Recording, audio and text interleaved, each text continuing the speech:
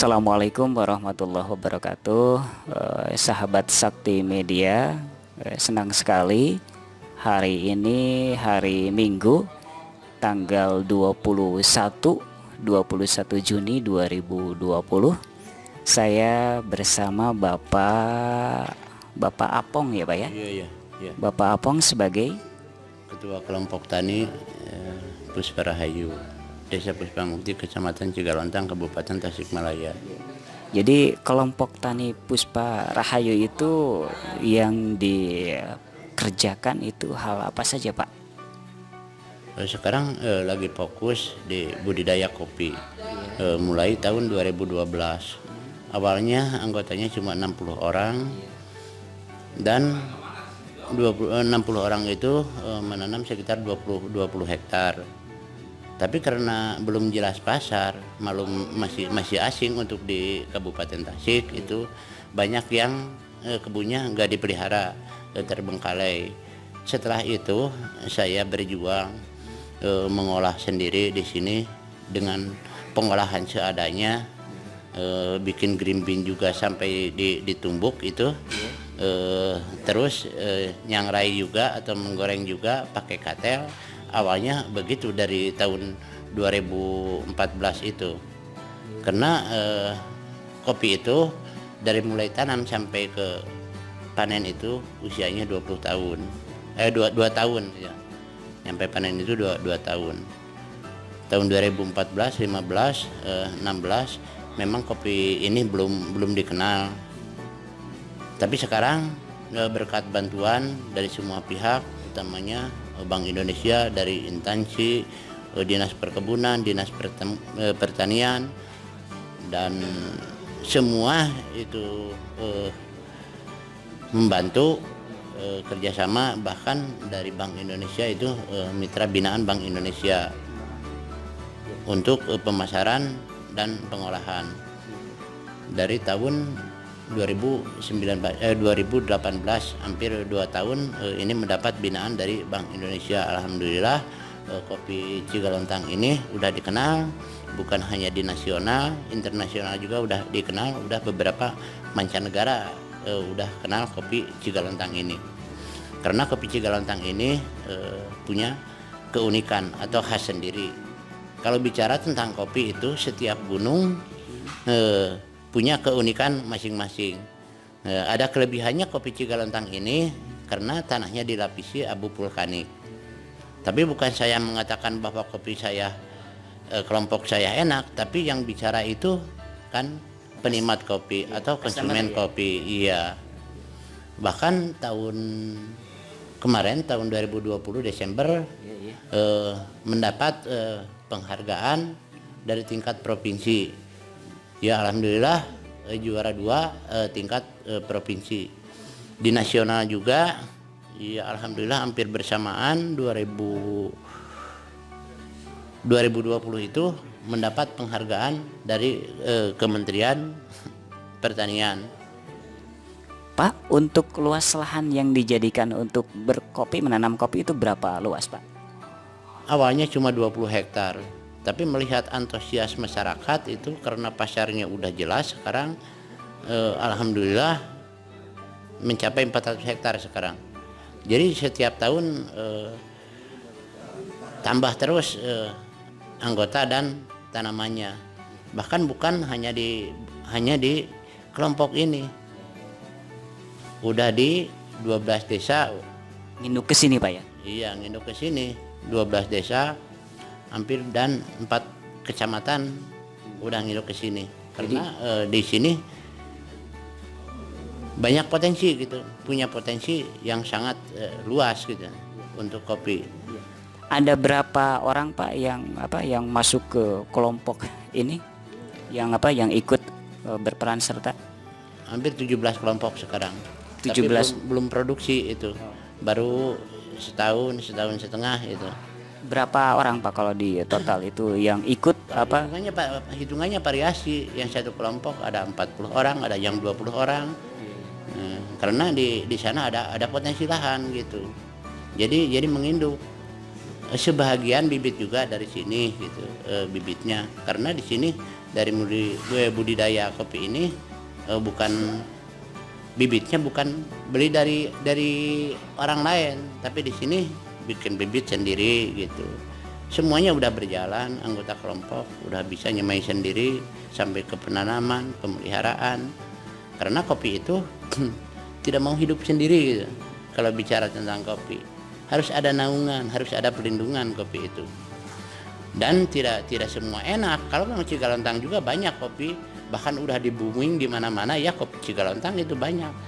Tapi yang aslinya di sini, karena yang pertama nanam di sini, yang dikenal kopi di sini. Tapi sekarang walaupun banyak tapi nggak masalah, banyak kopi Cigalontang. Tapi yang aslinya di sini, karena di sini cita rasanya dijaga terus-terusan dari mulai pasca panen sampai ke pengolahan, sampai ke pemasaran. Karena di sini udah jual, udah yang siap seduh, udah yang udah dikemas gitu. Sampai ke dikemas Pak ya. Iya. Bisa melihat yang dikemasnya Pak. Saya bisa melihat. Oh ini Pak. Oh ini Pak ya. Iya. Ada berapa varian Pak? Ini saja atau banyak Pak variannya? Misalkan Banyak ya.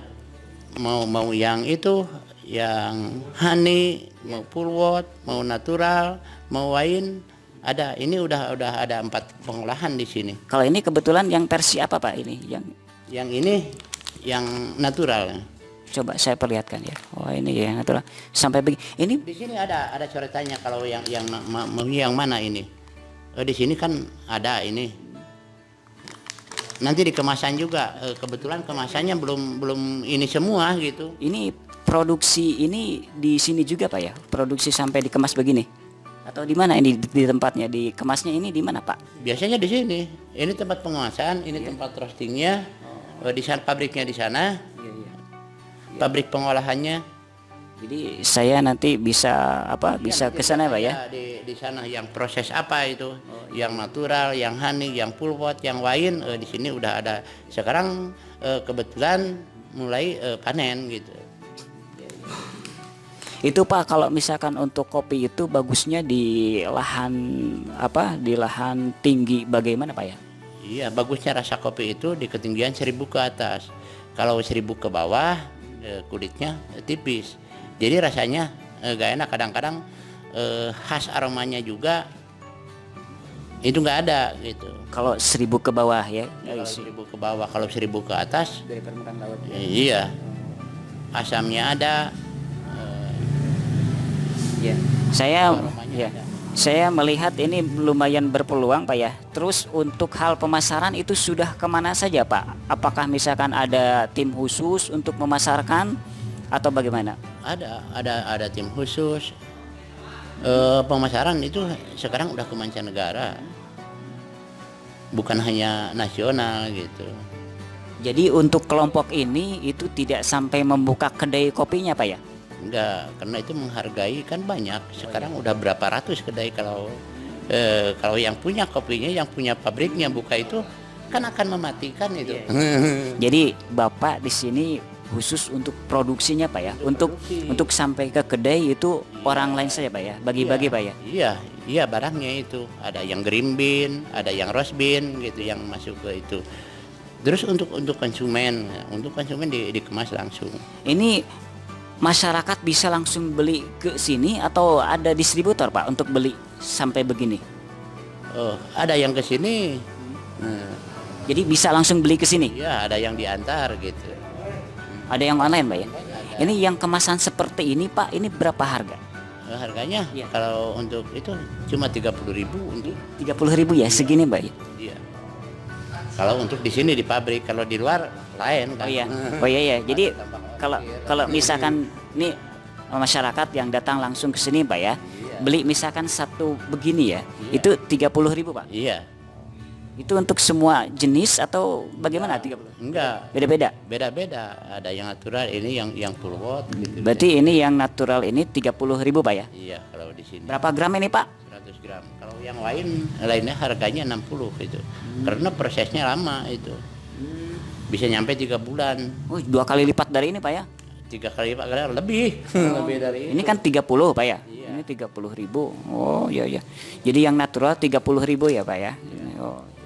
Natural Jadi tani full watt itu hampir sama kalau di pabrik, harga di pabrik di sini gitu. Jadi saya nanti ingin melihat Pak ya, ingin melihat apa sekilas saja Pak ya. Jadi melihat pabriknya, Iya. kemudian Jemurnya gitu. iya, kemudian apa kebunnya Pak ya. Kalau kebun jauh. Oh, gitu, Kalau ya. bisa melihat ini aja. Oh, untuk gitu. pohon kopi ya. Oh iya, kebun jauh Pak ya. Iya. Oh iya iya. Hampir 3 kilo dari sini. kalau masuk Iya ke iya. kebun. Tapi kalau pabriknya dekat Pak ya? Ini dekat. Dekat Pak ya. Jadi saya bisa ke sana Pak ya untuk melihat-lihat Iya. Pak ya. Ya melihat kopinya itu yang udah dipanen. Jadi kebetulan sahabat semuanya, ini saya berada di kantornya ya Pak ya. Ini semacam kantornya teman-teman. Jadi tidak bisa melihat secara banyak, secara detail tentang bagaimana si prosesnya Pak ya. Karena bukan di sini Pak ya. Tapi di belakang saya, ini belakang saya ada apa Pak? Jadi roastingnya di sini Pak ya? Iya di sini. Buat nyangrai.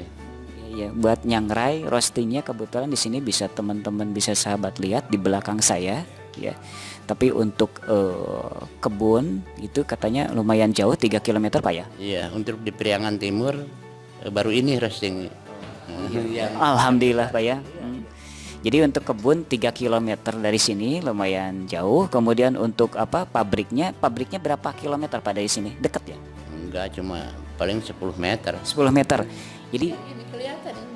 iya, jadi saya nanti ke pabriknya juga Pak ya, kayak itu. Alhamdulillah sahabat semuanya, informasi umumnya memang sudah, tapi dikarenakan ini memang sekarang sedang berada di kantornya Pak ya, jadi nanti di video lain saya akan tutup video ini untuk di kantornya. Saya akan melihat-lihat di mudah-mudahan bisa ke kebun nih Pak ya, mudah-mudahan bisa ke kebun diantar oleh Akang ya, mudah-mudahan. Tempat pengolahan juga saya akan lihat ya. Terima kasih telah menonton. Nanti saya akan sematkan Pak ya, saya akan sematkan alamat lengkapnya untuk sampai di sini, kemudian alamat kontaknya bagian pemasaran juga untuk kopi apa namanya Pak?